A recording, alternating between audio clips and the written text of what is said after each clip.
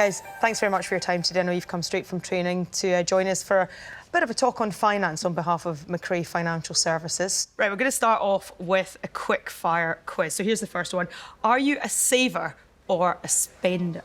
It depends on what. Interesting. Quick fire. Quick fire. Saver. Yeah, saver. Boring saver. Right, what's the best money that you've ever spent? Just bought a flat. Interesting. Property is probably the best one, but I'll to make it fun. Bought a Versace gown. I've never worn it, but I just bought. All right, that might also be the biggest extravagance, because that sounds a bit extravagant to me.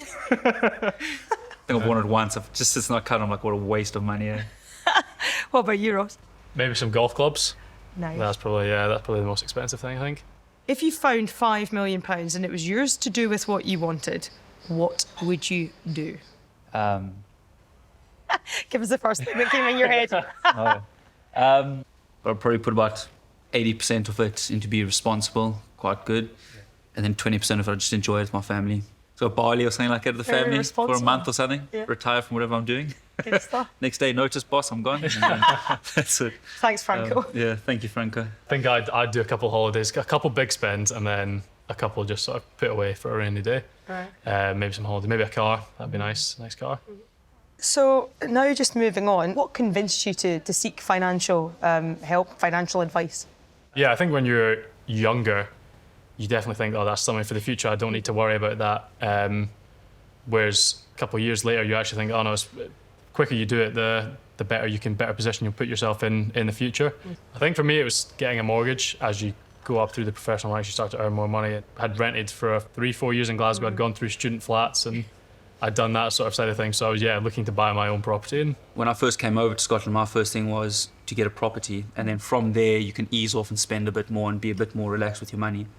But then obviously the older you've got, and I've got a family now, so you start worrying about your kids' futures, setting up certain ways that you can set them up, and you start working more for them, and then having someone who can help you, saying, listen, how things going, having a coffee once a month or every 2 or 3 months with a financial advisor. If you're not experienced, I think, in money, it's very important to have someone like that, because they can see the trends on where your money's going. They can see, okay, you're starting to spend a bit more too much on this, or have you thought about this idea? What's your future in the next 3-4 years? What are you doing with this paychecks? And is talking about finances and financial planning something that you discuss within the dressing room amongst yourselves as players?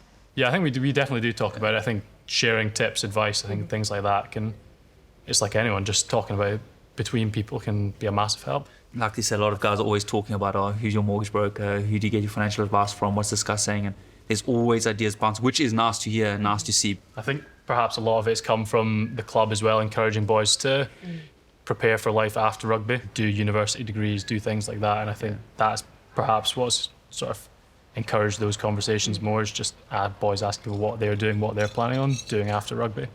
I don't think these young guys will have a problem, because they've been advised in the right way. You've made the right steps into setting up your family, that there's a lot less stress on your rugby, so you can play with a lot more freedom. And you can see players who have got things sorted out, kind of. Yeah. They play with a lot more freedom, they play well. Definitely, if you're organised with it and have everything sort of structures in place, then you can it allows you to play a bit more relaxed. And as far as rugby is concerned, what type of ambitions do you still have to fulfil in your own career, and what are your ambitions? And at the moment, just to get regular games for Glasgow, cement my place there, move forward, get involved with Scotland, and sounds so simple, eh? Doesn't it just? Doesn't it just? What about yourself? I think just to play for as long as I can at as high a level as possible pretty much is the goal for me. Well, thank you very much. We really do appreciate your time, and it sounds like both of you are in a very good place for the future, which is great to hear. Thank you very much.